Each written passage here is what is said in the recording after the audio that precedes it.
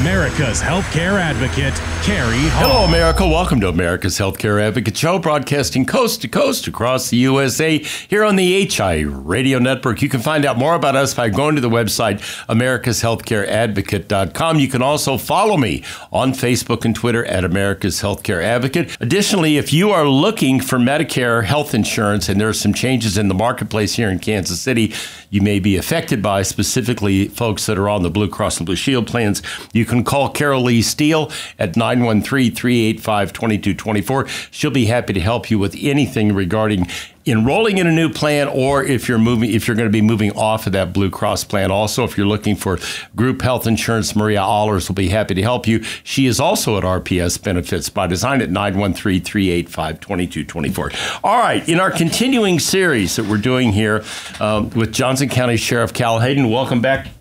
Well, thank you. Glad to have you. You're becoming a pro at this now. This is our third or fourth show I think we've done. We're continuing this series we're doing on public safety because there are some issues out there.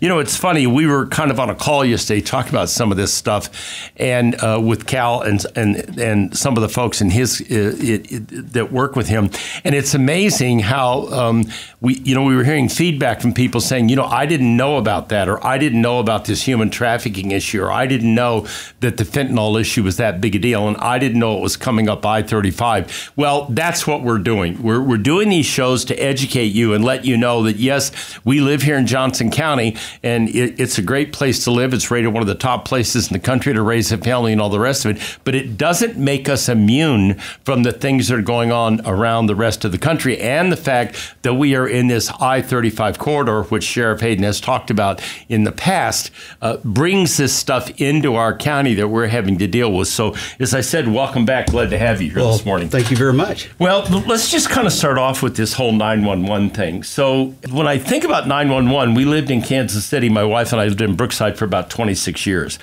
And the issue in Kansas City is when you dial 911, 9 times out of 10, no pun intended, you go on hold.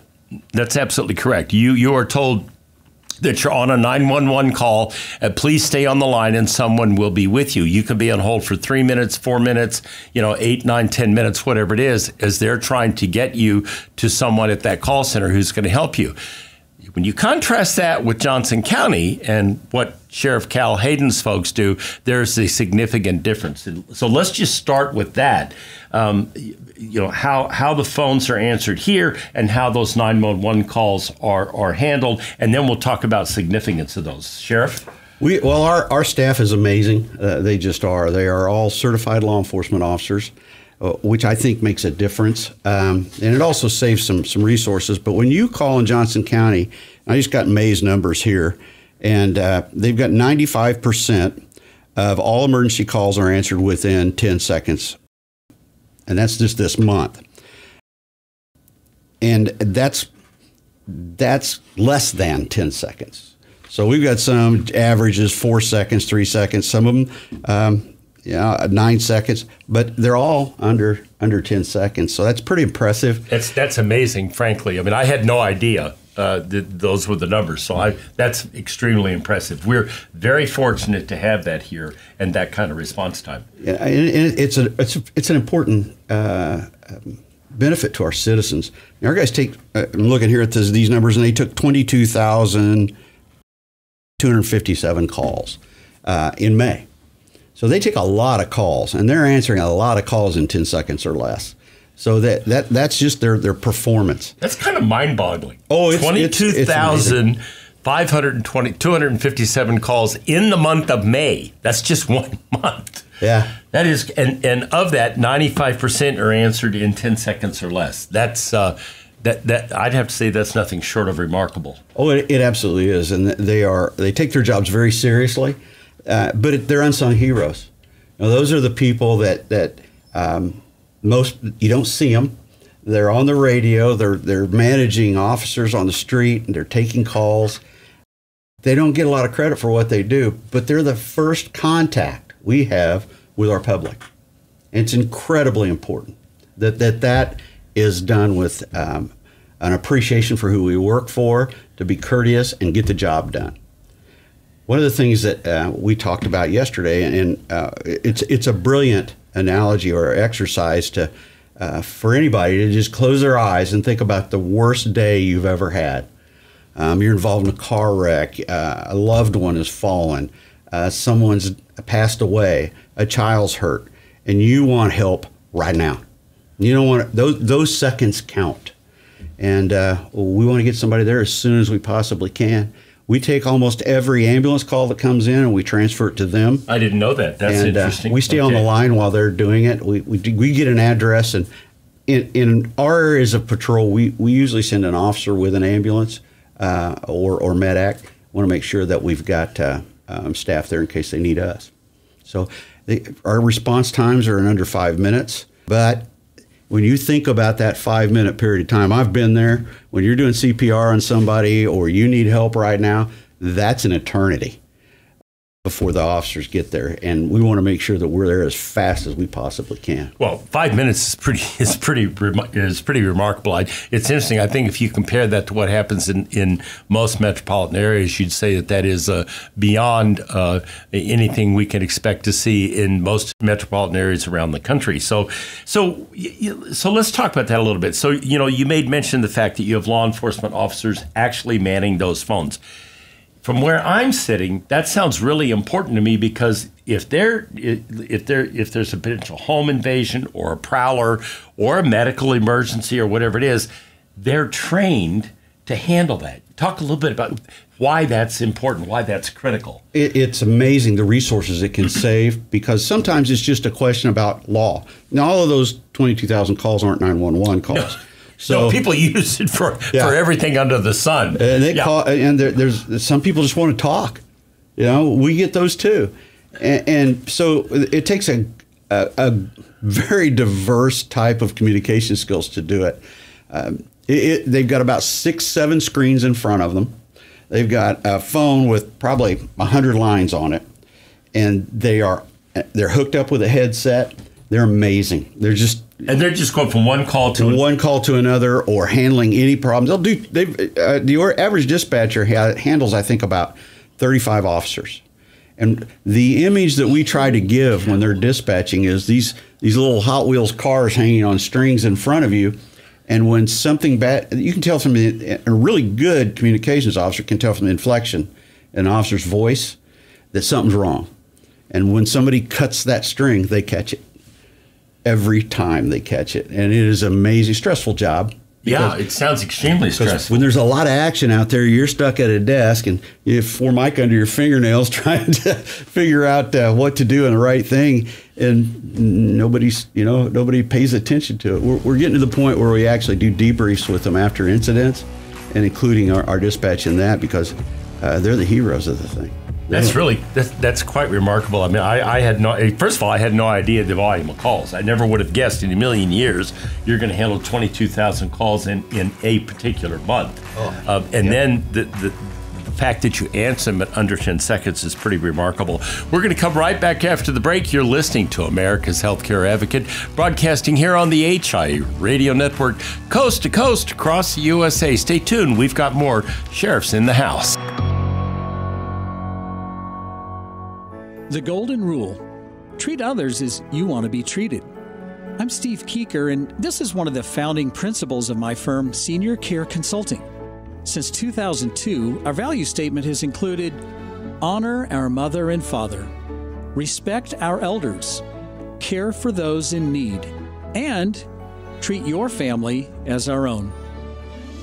We've been honored to help hundreds of families make one of the most difficult decisions they could ever make, serving them in their greatest time of need. If you're looking for someone who can provide you experienced and objective guidance when searching for a senior care community, reach out today and discover the services of Senior Care Consulting at 913-945-2800, 913-945-2800. Know your options and choose with care at seniorcareconsulting.com.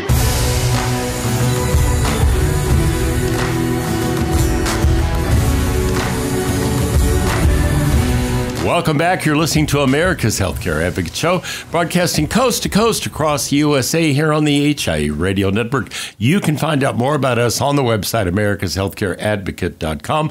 My producers today, Mr. Dave Thiessen behind the cameras and Mr. Darren Wilhite behind the microphone here at the Odyssey Studios. In studio with me, Sheriff Cal Hayden, and we're talking about safety, public safety, safety in your home, safety in your community, and what the Sheriff's Department here does, like answering 22,257 911 calls in May, which is really quite remarkable. What's even more remarkable is they answered them in under 10 seconds, in 10 seconds or less. So that's it's pretty amazing. So, you said when you're sitting on hold or when you're in one of these situations, one of the things that I always think is I've called the Sheriff's Department here a couple of times, and what was impressive to me was that person that answered that call on the phone stayed with me through through the situation that I was calling about, and I was very impressed with that. And so I'm thinking, there's a mother calling and she thinks there's a suspicious person around the house or something going on in the neighborhood. That person they're talking to, as you said, is actually a law enforcement officer who's able to been in that situation and now going to calm you down and walk you through it until the sheriff's deputy arrives on the scene. Yes? Yes. So talk about why is that important for people, so you don't just go, okay, well, they'll be there, and you hang up and it's over with. Exactly. It's not. And we never disconnect on you, especially with cell phones now. We want to make sure that we can stay in contact with that person. We don't want to lose the call once we've got it. It's crucial to make sure that they're okay and we're staying with them until help arrives. They take that very, very seriously. But we've had incidents where people are trying to break into their house, and the officer tells them where to hide in the house, and are you armed? Are you not armed? And the time, and tells them where the officers are at when they're going to get there. We got GPS now, so they can tell you it's okay. Stay where you're at. Be quiet, and talks them through this incident. And I've heard it back in the day. It took 20 minutes to get to a call. I've literally heard one of our officers they're invested in this. And when you hear, calm down, it's going to be okay, I've got you, whisper, and talk people through that.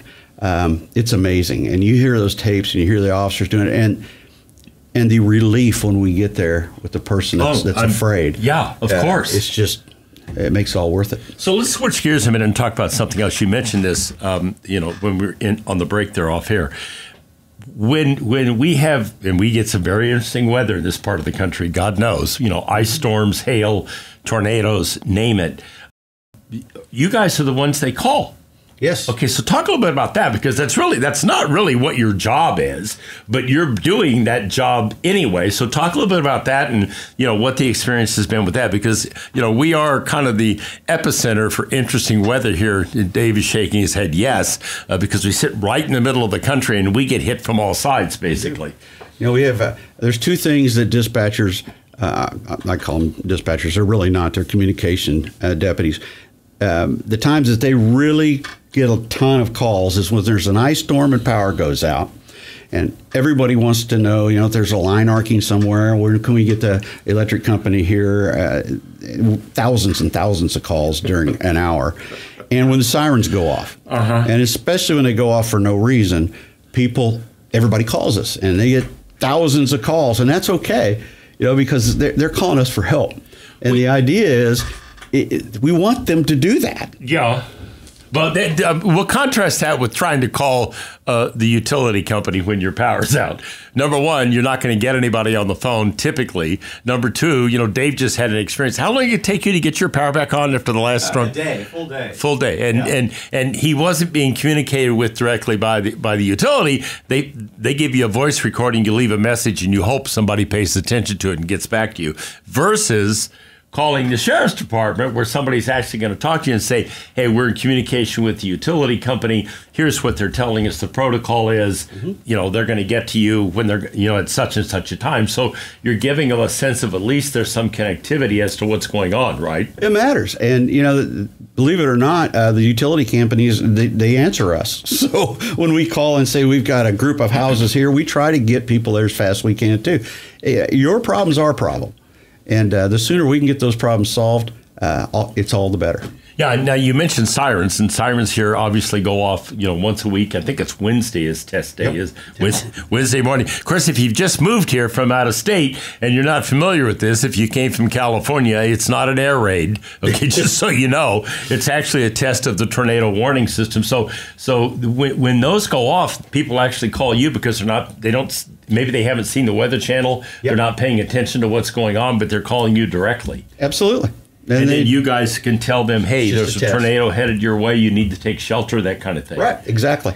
Absolutely. And so you're answering all of those calls, when you're dealing with all of that. Yep, the officers are amazing. They are unsung heroes. Yeah, it's funny because, again, when I think about this, that's the last thing that I think of that a sheriff's department would be dealing with or handling is people calling you about the weather. Yeah. But they need a place to turn to. Absolutely. And they'll call about anything. They'll call if they see smoke off in the distance. We'll call and have somebody check it out. Yeah, anything that doesn't look right, people call. And you know what? That's what we do. That's our job. Because I live not very far from Heritage. Mm-hmm. It's literally at the end of the block. Then there was what looked like there are farms around there, and there was a huge column of smoke going up. This was last year in the summertime, and I looked at it and thought, maybe are they doing a burn off or what? This just doesn't look right. Mm-hmm. And I called. Good. And the deputy answered the phone, and he said, stay on. And he went and checked out some things and came back, and he said, that's an authorized burn-off they're doing. That's control burn. I thought for sure this thing's out of control. It's going to roar right across Heritage into our housing complex, and we're going to have, it's scary. Embers hitting the roofs and God only knows what, because, like in California where we moved here from, that's not unusual because the brush fires there get completely out of control very quickly because it's so dry. Yeah. So it is interesting. So that's that. Again, I think what we're trying to do here is give an appreciation for this. Again, goes back to what happened yesterday when we were on that call. We were all talking about these things, getting ready to do today's show. It's amazing what people don't know.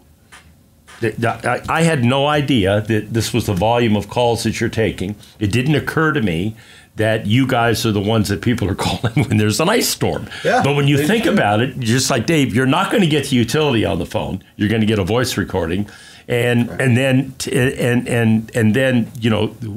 then they're going to call you. And you're able to walk this. So, it's interesting. The role you play in the community is far greater than I think and what a lot of people recognize. Well, yeah, and we dispatch for 11 of our 17 cities, so I don't want to take anything away from Overland Park has a good dispatch center. They have a great system. They do a good job, and so do several of our partners. But we get the majority of them. We probably get as many calls as anybody. Overland Park is pretty close, but I think we get more than them.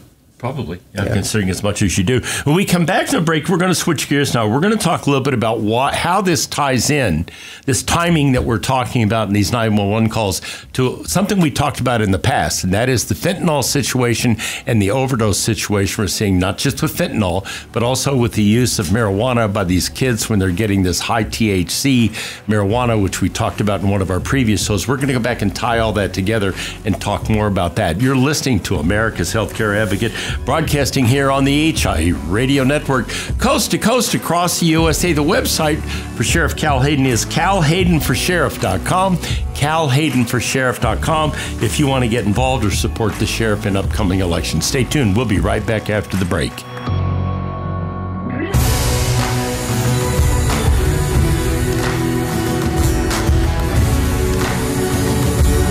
Welcome back. You're listening to America's Healthcare Advocate Show, broadcasting coast to coast across the USA here on the HIE Radio Network.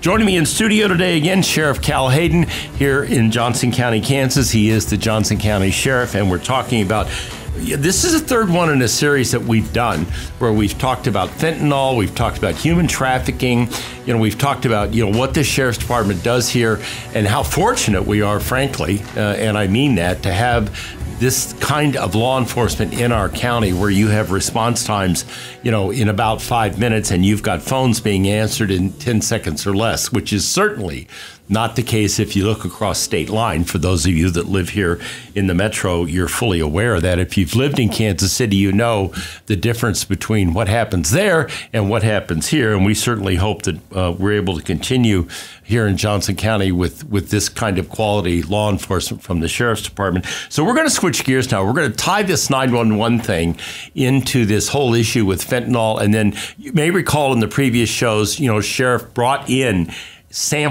actual samples of drugs they had confiscated. Some of those were the extremely high THC.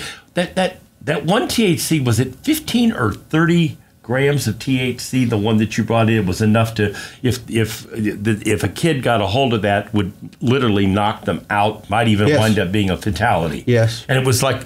These were in what looked like off-the-shelf candy wrappers. Let's just talk about that a minute. There was a tragic story the other day. I cannot remember where this happened, that I read, where a young man took one fentanyl tablet and he dropped dead within a matter of minutes after this happened. So let's go to the 5-minute response time now.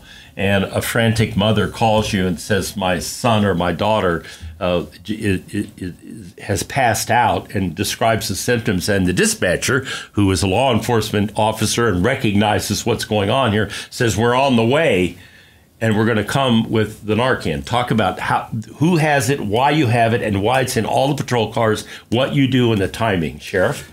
Seconds are critical in a situation like this, because an overdose of fentanyl is just boom, they stop breathing and they pass out and hit the floor. So what happens is our officer gets the information, sends a police officer to that situation, and it goes to MedAct. And MedAct, if we're not giving them CPR instructions, MedAct is. So they have to give them some CPR while that's going on, because for all practical purposes, they're dead. If you have Narcan at home, you can give them that dose and save that child or that person. There's no downside to it. Go out and get it. If you've got a kid or a grandkid, I recommend everybody get it, because you don't know what somebody's going to ingest, because fentanyl is in everything and they make it look like everything.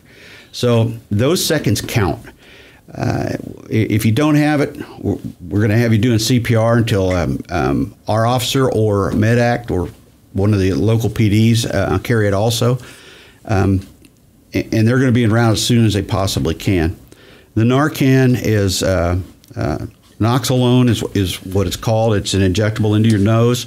There's no downside. I could spray it up my nose right now, so could you, have no ill effects. But if you have got an opioid in your system, it'll bring you back. When you buy it, there's 2 nasal delivery devices in there. And that's because you can give it to them one time and it lasts for a little while. It's very short-lived. Then you have to give them another one. And if you've got a 5-minute response, you're probably going to use both of them. Critically, it's absolutely, those seconds count. It does with a heart attack, too, or anything that we get to that is an emergency for you that worst day. We need to get there and get there now. So deputies are trained in CPR. Oh yeah, and they have all the, so they're capable of doing CPR when they get there. Yes, they're all trained, certified in CPR. They have tourniquets. They have Narcan. They are prepared for all that gear they're carrying. Yeah, is for you.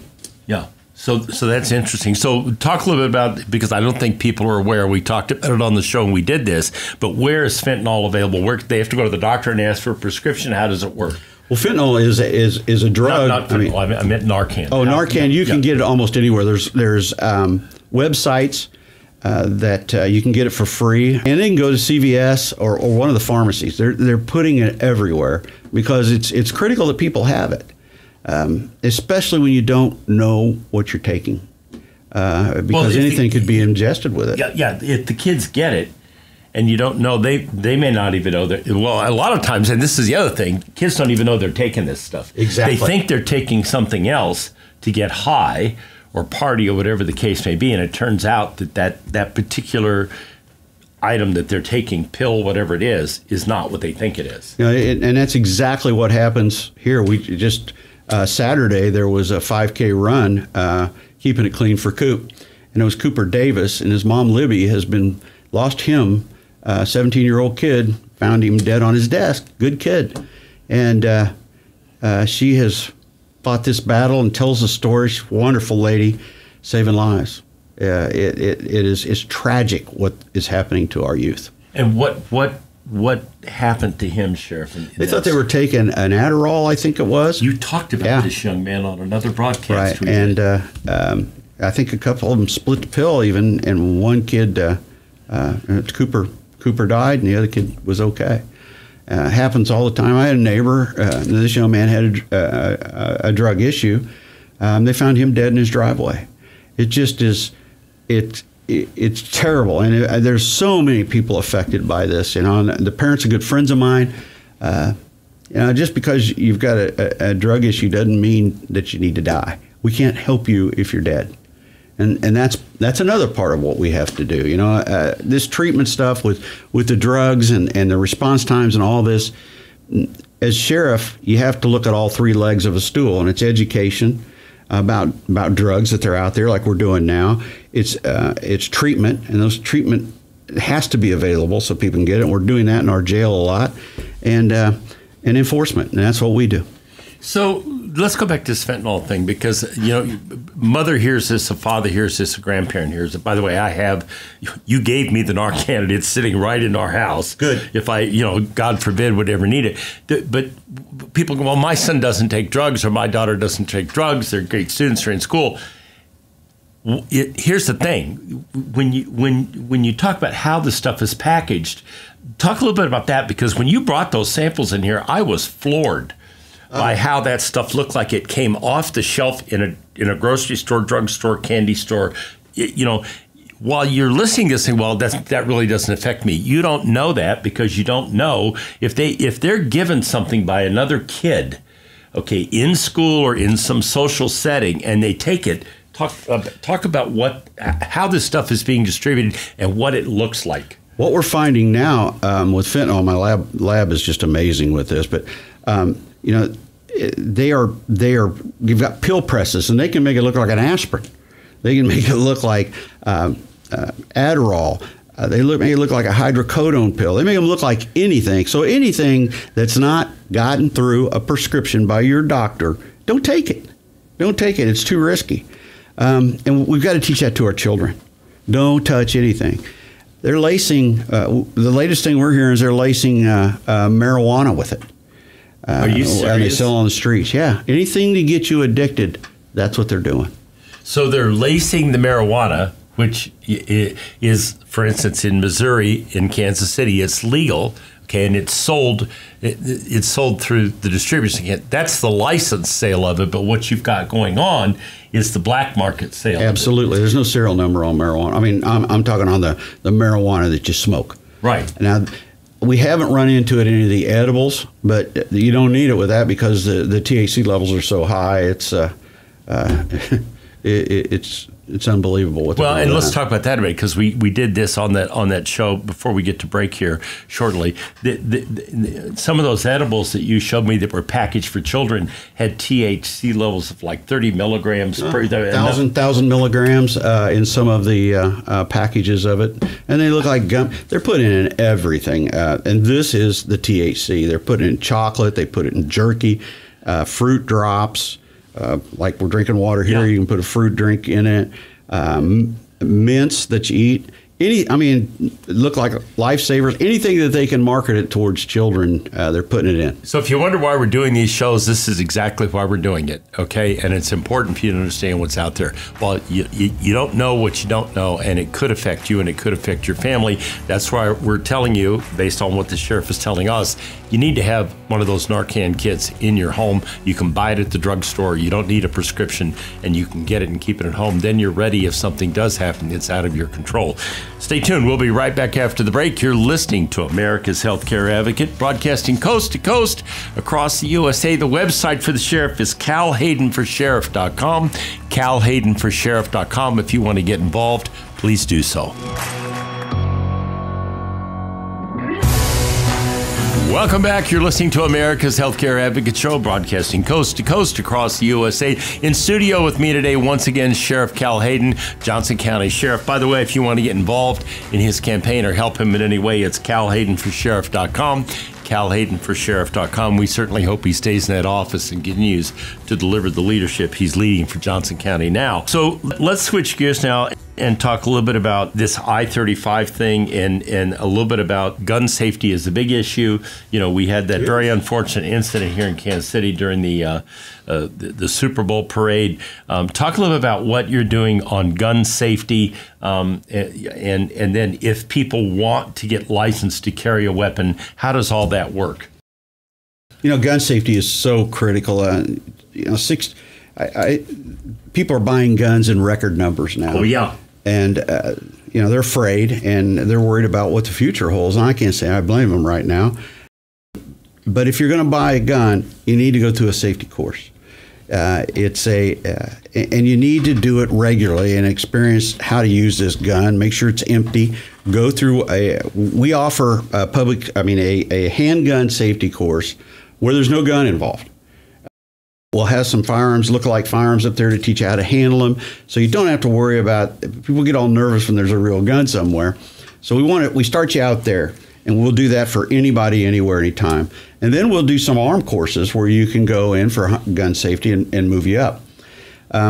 We provide a lot of courses for our citizens, and please come to them. We do defensive classes for ladies, non-bullying classes for kids. I didn't know firearm safety. that. Oh yeah, it's a ball. My wife just went through it, and she's had a couple heart attacks, and she loved it. But she's wiry, so. But she and the girls go through it. They really love it. It gives them some confidence, and even the firearm stuff. They'll go through if they don't know anything about a gun. It's not to be pro gun or anything else. No, it's not about that. So let's not even go there. Pro safety. Yeah. If there's a firearm around, you need to know how to, especially if it's a gun just laying there, you know how to disarm it, and so it's not dangerous. So that's a big deal. So we're doing a lot of that training. Now, concealed carry, we've got some of our officers that do that on the side because there's a charge they have to pay the state to do that. So they are doing that on the side, but we've got some excellent gun ranges around, and I'll name a couple. We've got Centerfire there in Olathe, great group of people. Frontier Justice. That's a huge one. Oh, those guys are amazing. Different rifle clubs will put them on. State of Kansas sometimes puts on some gun safety classes. So it's available out there, but give us a call. We'd love to have you. It's nice to show off what you own because we all work for you, and I've got a great training crew. They are solid. So two things I want you to go back to. So talk about this class for women on defense. What's going on there? That's really fascinating. All the ladies out there, this is something you might want to make note of. First off, there's nothing more beautiful than a woman who is secure and dangerous. Okay. And knows how to handle herself. Okay. They're all dangerous, but they know how to handle themselves. It's a wonderful thing, and it builds confidence in them. They understand joint locks. They go through how to escape routes, a little floor grappling. Nothing too intense where anybody gets hurt. If your wife has had heart failure and she's in the classes, I guess it's not too difficult to get. She had a ball, enjoyed it, and they put them on all the time. And I think it's just fantastic because who better to learn from? Right. And so how do they go up on the Johnson County website? How do they find out about just these? JohnsonCountySheriff.org. Okay. And look up for classes. We've got a number of classes they do. Our training group is the best of the best. I mean, they are amazing. That's wonderful. And then for the same thing for the gun classes, if they want to go to one of the gun classes. Same deal. So please come in. They fill up quick. I bet they do. So it's a fun deal. We've also got Assistance Academy that you guys need to come to. It's a ball. It's 12 weeks long. My Undersheriff Darrell Reese, who put them on, he's doing the 50th class right now, and he's done them all. So it's 50 for 50. You tried to get 50 people in, but we didn't make it. But it's his 50th class, and everybody comes through just raves about it because 30% of this county doesn't know the sheriff's office exists. That's amazing. That's okay as far as I'm concerned because you don't need us in your business. You don't need us in your business. But if you do, we're here. And we always follow that philosophy like Teddy Roosevelt. Walk softly but carry a big stick, and we're the big stick. if you need us. Well, the nice thing is, and this is, as we're wrapping up the show here today, the nice thing is that they're a big stick, you can respond, that will respond, and you can rely on. That's not always the case. And I contrast this again, with Jackson County. And, when I lived in Brookside, if you called the police, and I made multiple calls to the police over there on different issues, you typically sat on hold for 5, 6, 7, 8, 9 minutes sometimes before they were actually able to come on the phone and answer the phone, which is a long time if something's going on that's not supposed to be going on. There's a suspicious person, whatever the case may be. We're very fortunate. 22,257 calls in May, answered in 10 seconds or less. If that's not a marker for excellence, I don't know what is. They're amazing. Yeah, I think your department's to be congratulated, and you specifically for leading that department and having this kind of quality law enforcement for the citizens here in Johnson County, and giving us that kind of response from trained law enforcement officers. These are not civilians answering that phone up there. These are trained law enforcement officers that have been through been on the street, understand these things as they come on, and I think that makes all the difference in the world. I think it does. It's a little more expensive. We got zero turnover in our dispatch center because it's a stressful job. Oh, I can imagine. If they get tired of doing that, we can move them to another division and they'll do great there. So we don't lose people. We got a lot of officers waiting to get in there because if you can dispatch, you can do anything. I did it for a little while and I was not good at it. I was a terrible dispatcher, but I supervised it and managed it for a while, and they're amazing. They are just amazing people. Well, it's just, and again, as I said, as we're wrapping up the show today, we're very fortunate to have a sheriff's department with this kind of response times and the ability to respond when you need them. And that, you never know when you're going to need help. And the good news is that you can dial that 911 number. You're going to get help, and it's the kind of help you're going to need. So thank you again for coming in today. I think, we're doing a lot to educating folks here in Johnson County about what the sheriff's department does. Once again, if you want to get involved, it's calhaydenforsheriff.com, calhaydenforsheriff.com. Like I said, I'm doing these shows for educational purposes so all of you out there can understand the issues that are facing us. We have a tendency, because we live here in this cocoon called Johnson County, to think that, all the crime and all the issues are on the other side of state line. They're not. Okay, they're right here in our neighborhood. They're just not nearly as visible a lot of times as they should be. If the old saying, if you see something, say something. That's when you dial the 911 number and ask for one of the sheriffs to deal with it in whatever way needs to be done. So thank you again for listening today. And now I leave you with this thought from Albert Einstein. The one who follows the crowd will usually get no further than the crowd. The one who walks alone will find himself in places no one has ever been. Remember, friends, it's a funny thing about life. If you refuse to accept anything but the very best, you most often get it. Thank you for listening to America's Healthcare Advocate, broadcasting coast to coast across the USA. Goodbye, America.